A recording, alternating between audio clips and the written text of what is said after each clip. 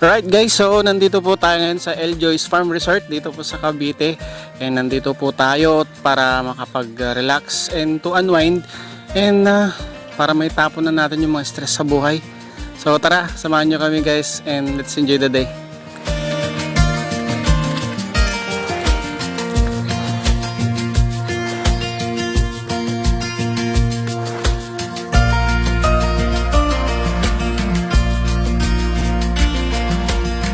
Dito naman tayo sa napakaganda po nilang pool. Siyempre kung may pang adults, pero namang pang kids. Sa mga kids po natin na mahilig pong maligo, sulit, napakalinis ng pool nila. And dito pala guys, siyempre nasa tapat po tayo or katabi lang po natin yung Tagaytay, kaya malamig po dito. Siyempre yung pool nila malamig din. Sa mga mahilig pong maligo, the best guys.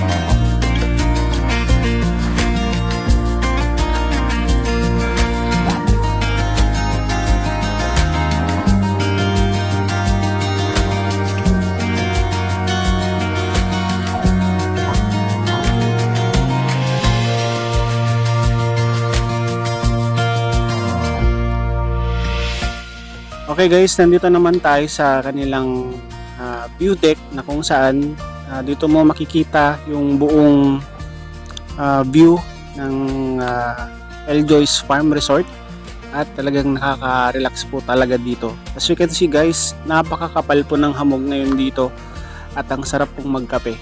Sa aming experience naman, talagang na-feel namin yung nature, yung katahimikan ng lugar at yung kung gaano po kalamig ang lugar na ito, ganun din po kainit yung pagtanggap po nila sa amin dito. So maraming salamat po sa staff ng Eljoy's Farm Resort at talagang na-appreciate po namin yung pagtanggap nyo po sa amin dito.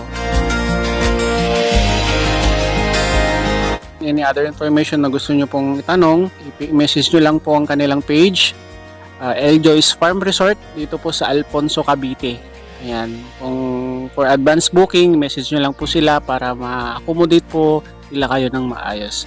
So, enjoy na lang po natin tong lugar. And sa mga nakaabot po dito, maraming salamat po.